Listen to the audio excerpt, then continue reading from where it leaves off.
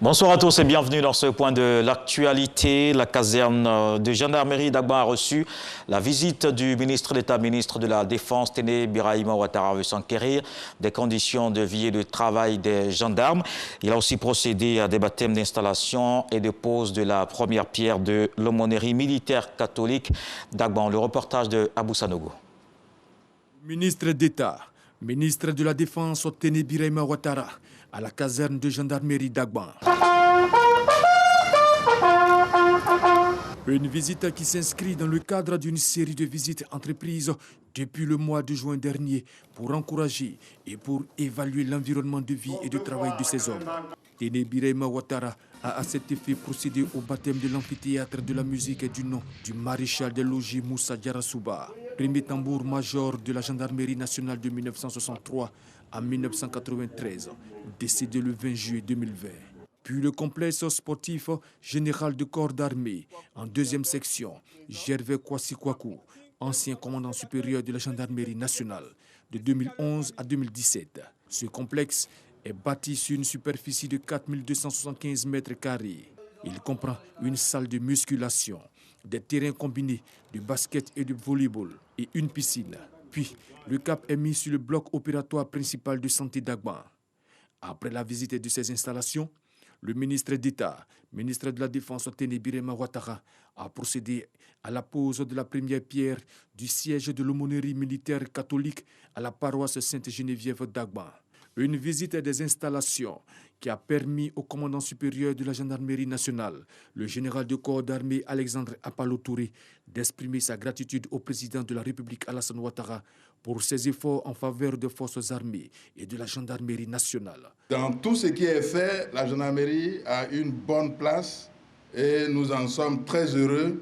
Je voudrais, au nom de tous mes collaborateurs de la gendarmerie nationale, vous dire l'engagement de la gendarmerie nationale a toujours servi avec honneur et fidélité la République et la population.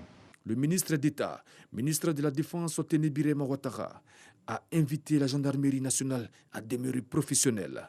Le président de la République, M. Alassane Ouattara, a dégagé des moyens importants afin de vous doter de matériel et équipements vous permettant d'être protégés lors de vos missions, mais aussi de neutraliser ces agresseurs sans foi ni loi.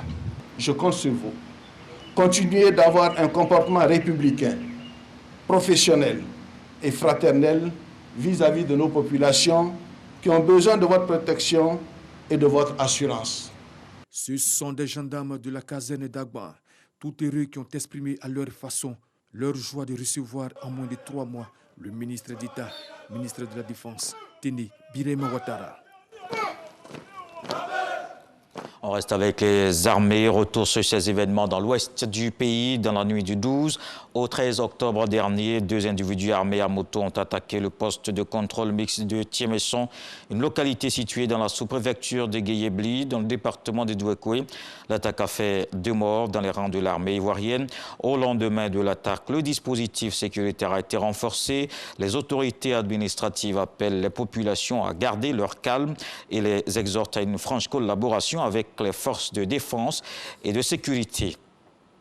Et dans l'actualité également, le secteur de la santé se positionne comme un bel exemple de digitalisation. L'OMS et l'UNICEF ont équipé en matériel informatique et connexion Internet les 113 districts sanitaires du pays depuis 6 mois. Ces centres ont permis de former à distance 40 000 agents de santé. Aujourd'hui, le ministère de la Santé a réceptionné 3 nouvelles salles multimédia entièrement rénovées. Avec ce dispositif, la Côte d'Ivoire devient le premier pays de la sous-région à disposer de réseau national de téléformation couvrant tous les districts sanitaires du pays. Dans le reste de l'actualité, au Soudan, le Premier ministre Abdallah Hamdok refuse de dissoudre le gouvernement. C'est le général Abdel Fattah al-Burhan, président du Conseil souverain de transition, qui a formulé officiellement cette demande lors d'une réunion ce jeudi. Ce développement intervient alors que la tension a atteint son comble entre les militaires et les civils qui se partagent le pouvoir de transition. Dans le même temps, des appels à manifester ont été lancés ce samedi 16 octobre. La manifestation est destinée à protester contre la domination exercée par les militaires. Un député britannique, David Amess, 69 ans, est mort ce vendredi. Il a été poignardé à plusieurs reprises lors d'une permanence parlementaire qu'il tenait dans une église de sa circonscription à Leigh-on-Sea, à l'est de Londres. Un homme de 25 ans a été rapidement arrêté après l'arrivée des forces de l'ordre sur place, soupçonné de meurtre, et un couteau a été retrouvé. La police a précisé qu'elle ne recherchait personne d'autre après l'arrestation. Dans le sud de l'Afghanistan, pour terminer, au moins 41 personnes tuées et une cinquantaine blessées dans un attentat suicide ce vendredi. Les explosions ont touché une mosquée chiite de Kandahar, la deuxième plus grande ville du pays au moment de la grande prière hebdomadaire. Une quinzaine d'ambulances se sont rendues sur place alors que les forces de sécurité talibanes ont été déployés aux abords du site. Ces explosions surviennent exactement une semaine après un attentat suicide contre une mosquée chiite de Kunzu, revendiqué par Leigh et qui a fait plusieurs dizaines de victimes.